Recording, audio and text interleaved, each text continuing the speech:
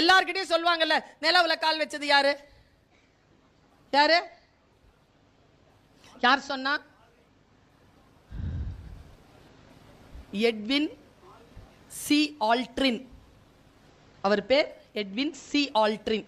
அவர் கிடையாது கால் வச்சது, ஆம்ஸ்ட்ராங் தான் கால் வச்சாரு. ஆனால் வாய்ப்பு தரப்பட்டது ஆல்ட்ரினுக்கு.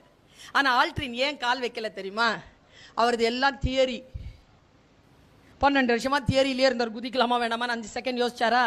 பக்கத்தில் இருந்த Armstrong now the next person shall pass அப்படின்னோட டக்குன்னு கால் வச்சிட்டான். கால் வச்சவன் பேர் வரலாறு. அந்த 5 செகண்டுங்க வாழ்க்கை. அது என்னன்னு பார்த்தா அவன் சி மேனா, is not a space man. Deep sea டைவிங்ல பெரிய ஆள். அவன் கடற்படையில் இருந்தவன். அவனுக்கு தெரியும் ஆழமாக குதித்தல் என்றால் உள்ளே என்ன இருக்குன்னே தெரியாம குதிச்சு பழக்கப்பட்டவனால நவ் யூ ஷால் பாஸ் அப்படின்னு டக்குன்னு கால் வச்சிட்டான். வாழ்க்கை தான் நமக்கு வாய்ப்புகளை தருகின்ற பொழுது அந்த வாய்ப்புகளை புரிந்து கொண்டு அதை ஜெயிப்பதற்கான சூழ்நிலையை கொடுக்கிறது. நான் இதை சொல்லி நான் நிறுத்துகிறேன். என் மனசுக்குள்ள பல விஷயங்கள் இருக்கு. நேர நெருக்கடி. 3 பேச்சாளர்கள் இருக்கிறார். எனக்கான நேரம் சரியாக 7:30 மணிக்கு முடிகிறது. அதனால் இன்னும் 5 நிமிடங்களுள் என்னுடைய பேச்சை நான் நிறைவு செய்கிறேன். 5 நிமிடம் கூட ஆகாது.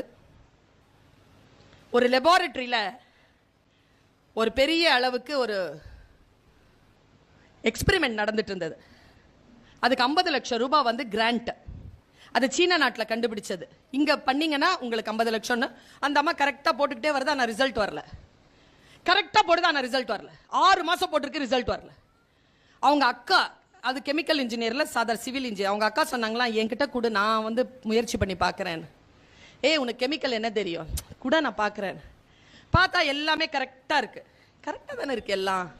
வெளியில வந்து லேட்ரல் திங்கிங் நல்லா தெரிஞ்சுக்கோங்க. Lateral thinking, analytical thinking, critical thinking, 3த்தையும் வச்சு யார் பேசினாலும் அவங்கள பாருங்க, யார் எழுதினாலும் அந்த வார்த்தைகளை அப்படி படிங்க. சில விஷயங்களை தான் கண்ண மூடிட்டு நம்பலாம், சில விஷயங்களை ஆராய்ந்து தான் நம்ப வேண்டும்.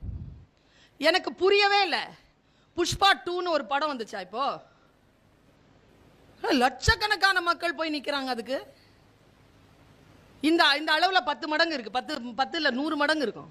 ஆச்சரியமா இருக்கு எனக்கு. என்னத்துக்காக இந்த மாதிரியான கூட்டம் ஏன் அப்படி போகிறது?